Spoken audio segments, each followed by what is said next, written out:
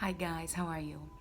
So the video today is a reflection on how important it is for us to build a space where we can feel, where we can even allow ourselves to feel drained or emotionally drained, to feel tired, without needing constant distractions to avoid the feeling.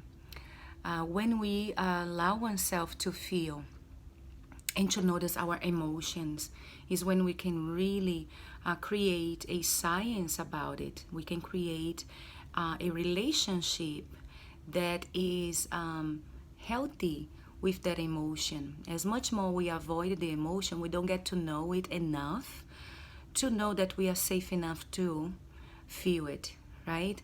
So actually, if we try to solve, problems or challenges by pleasure or even distractions, you can have an emotional, what we say, hangover, right?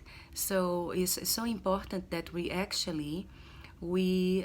try to deal with whatever problem and challenge we have in a grounded, aware, and actually realistic way, not positive so much, because positiveness, it can lead us to fantasy and to inability to endure situations that we need to endure. So it's really that more realistic approach, and really building a space where we can build a better awarenesses of oneself, and that I am able to deal with the situation. Yes, I need to take probably some breaks, or a better even intensify my self-care, but not really avoid the situations or avoid the feeling, the pain or the grief or the anger or sadness that we are feeling in that moment. Okay, so it's really allowing oneself to feel, right? So to build a experience with that emotion. Usually I tell clients that we stay way more time with negative emotions than with positive ones, or at least we pay more attention to negative emotions that we say is the sadness and anger and a pain, right? Because that emotion causes a curiosity on me not being able to deal with it, or causes fear, causes anxiety of not being able to deal with it. So we will spend more time in avoiding it. So it means when we avoid, you are spending more time in contact with it, actually. Because in another video, as I said, we need to be remembering what we are avoiding constantly. So we are actually in contact with the emotion.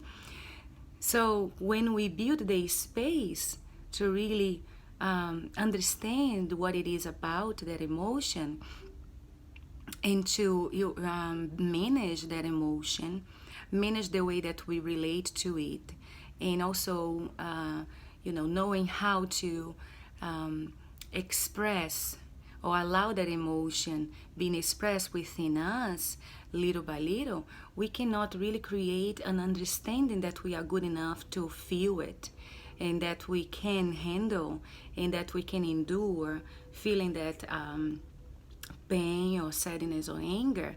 And in a long term, once we do that, actually, we are working in impulse control. We are decreasing the impulse control. We are decreasing the urges, the impulses, when we are able to really manage that space and create actually the space first, and then create a relationship that is healthy with that emotion, not avoiding it or not really distracting from it constantly, right? We will trust oneself way more if we allow oneself to understand whatever is happening within us without running from it. Okay, so guys, try to have a beautiful week, and I'll talk to you soon. Thank you so much. Bye bye.